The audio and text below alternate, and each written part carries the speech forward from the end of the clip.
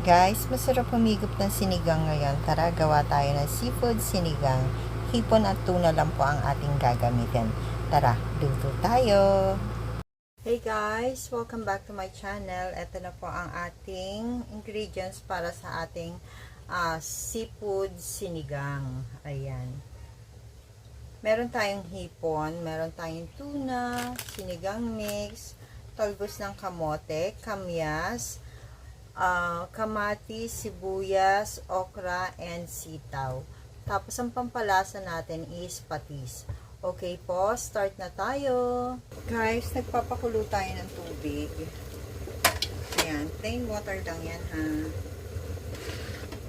Tapos, lagay natin yung ating sibuyas. Labot yung kamay ko yung kamatis at yung ating kamyas. Tapos, pakuluin natin siya para lumabas yung katas ng kamyas.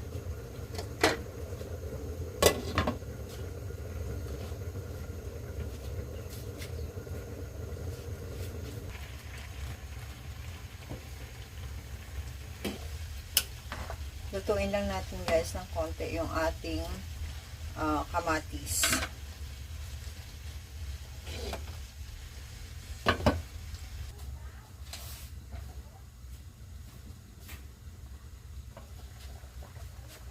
Guys, ilagay natin yung ating tuna.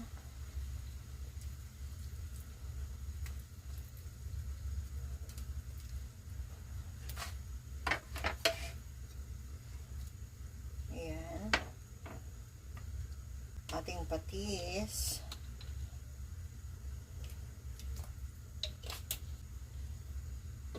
Napakasimpleng dish lang ito, guys.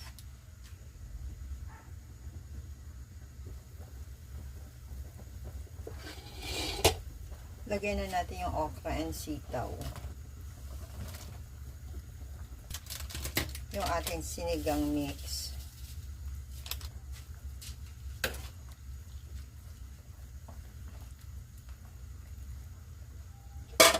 Pakulo ulit.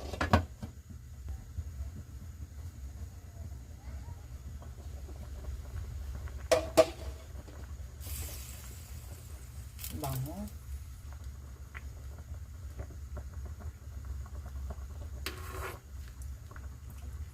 Sarap. Tapos, ilagay na natin yung hipon.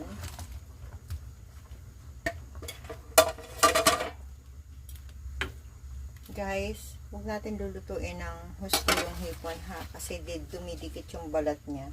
Then, sabay na natin yung ating talbos ng kamote.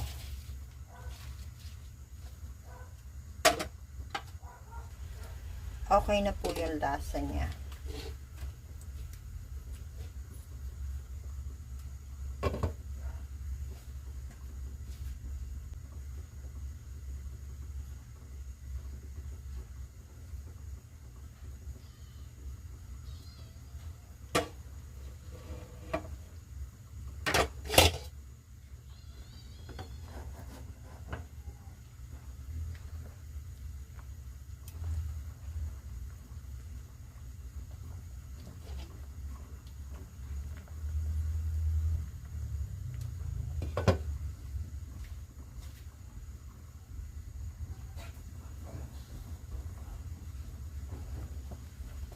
Ayan guys, yung ganitong klaseng kulo, pwede na to.